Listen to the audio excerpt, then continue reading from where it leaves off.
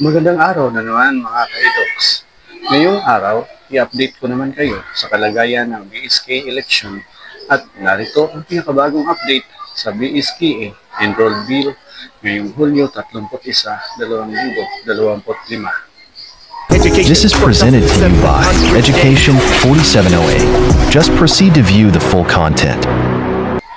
Sa araw na ito, hindi pa napipirmahan o natatanggap ng formal ni Pangulong Ferdinand R. Marcos Jr.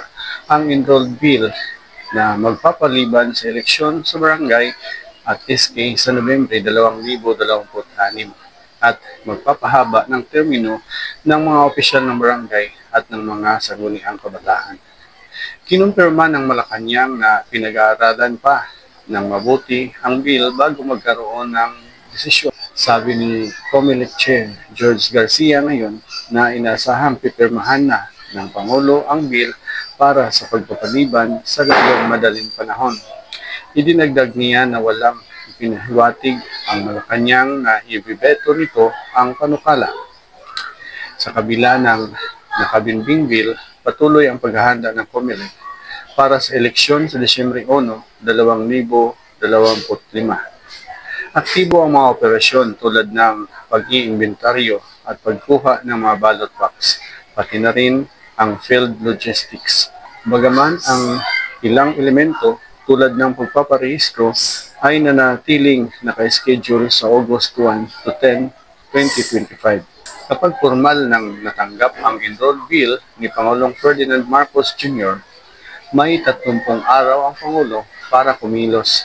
Maaaring pirmahan, i-veto o hayaang maging batas ang bill. Kung walang aksyon sa loob ng panahong ito, automatikong magiging batas ang panukala pagkatapos ng 30 araw mula ng opisyal itong matanggap. Gayunpaman, hindi pa rin malinaw kung kailan eksaktong na-transmit ang enrolled bill sa palasyo. Bakit hanggang ngayon hindi pa ito kinumpirma na opisyal na itong natanggap ang enrolled bill?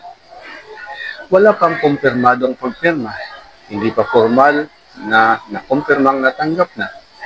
Sa pananaw ng iilan, inaasahan ang pirma sa lalong madaling panahon. Walang indikasyon ng pagbeto.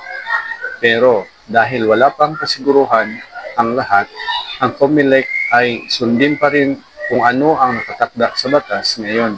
Kaya magpapatuloy ang kanilang paghahanda para sa eleksyon sa Disyembre 1, 2025. Kung mapirmahan ang bill, ililipat ang eleksyon sa Nobyembre 2026. Kung hindi, magpatuloy ang BSKA sa Disyembre 1, 2025. Sa ngayon, nanatiling tahimik ang Malacanang ukol sa pirma ni Pangulong Marcos sa panukalang pagpapaliban ng BSKA. Sa kabila ng mga panawagan mula sa iilan, malinaw na nagdadalawang isip ang palasyo at maaaring may malalim na konsiderasyon sa usaping ito. Pero ang tanong ng taong bayan, bakit natatagalan? May politika bang nakapaloob? May sinusukat bang sentimento ng publiko? O simpleng naghihintay lang sila na ito'y kusa ng maging batas?